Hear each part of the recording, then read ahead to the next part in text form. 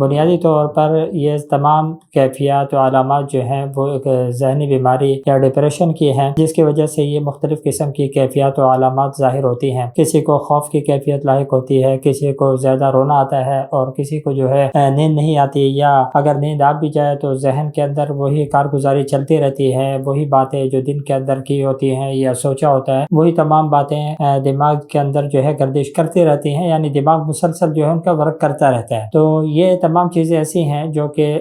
ذہنی بیماری کے اوپر دلالت کرتی ہیں۔ بسم اللہ الرحمن الرحیم۔ بہت سے احباب سوال مختلف نوعیت کا کر رہے ہیں، لیکن اگر دیکھا جائے تو پس منظر ان کا ایک ہی ہے۔ ایک سوال بکثرت جو آتا ہے وہ یہ ہے کہ نیند کی کمی ہے، نیند نہیں آتی، لیٹے رہتے ہیں اور وسوسے خیالات دماغ کے اندر دن بھر کی جو بات چیت ہوتی ہے وہ ذہن کے اندر چلتی رہتی ہے، تو اس کے لیے کوئی عمل تجویز کریں۔ اسی طریقے سے چند احباب کی طرف سے ایک سوال اور آ رہا ہے، وہ یہ ہے کہ گھبراہٹ اور پریشانی کا شکار رہتے ہیں، کوئی ایسا عمل تجویز کریں کہ جس سے گھبراہٹ اور پریشانی ہماری ختم ہو جائے۔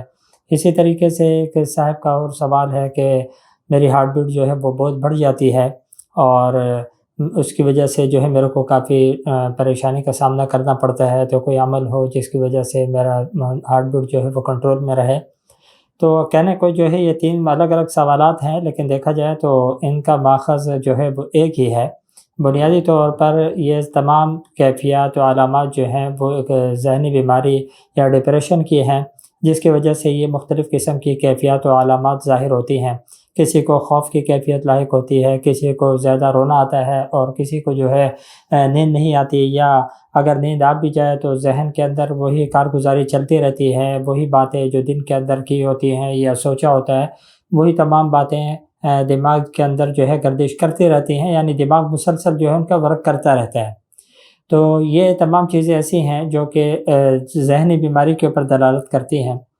تو اس کے لیے جہاں مختلف قسم کے اعمال تجویز کیے گئے ہیں، وہیں پر اس کا ایک آسان عمل وہ یہ ہے کہ انسان بکثرت درود ابراہیمی وہ پڑھتا رہے۔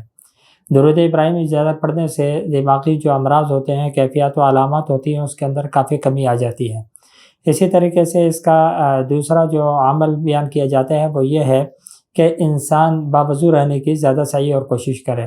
جتنا زیادہ انسان باوضو رہے گا، نماز روزے کی پابندی کرے گا، اتنا زیادہ وساوس اور اس قسم کے عوارض اور بیماریوں سے انسان کیا ہوگا، دور ہو جائے گا اور بچ جائے گا۔ اسی طریقے سے جو احباب یہ شکایت کرتے ہیں کہ بھئی جو ہمارے کو نیند نہیں آتی، تو ان کے لیے بھی آسان عمل یہی ہے کہ وہ بستر کے اوپر لیٹ کر کے اپنی آنکھیں بند کریں، بند کرنے کے بعد جو ہے وہ درود شریف جو ہے وہ بکثرت پڑھ دیں، اور اپنی پوری توجہ اس درود شریف کے اوپر منہمک کر دیں، تو انشاءاللہ اس کی برکت سے انہیں نیند آ جائے گی۔ تو کہنے کا مطلب یہ ہے کہ جتنے عوارض یا علامتیں بیان کی گئی ہیں، ان سب کے لیے عمل یہ ایک ہے اور بہت ہی اکثر ہے کہ اگر انسان اس کی پابندی کر لے تو ان تمام علامات اور کیفیات سے انشاءاللہ چھٹکارا ہو جائے گا۔ دعا فرمائے اللہ رب العالمین سمجھنے کی اور عمل کرنے کی توفیق عطا فرمائے۔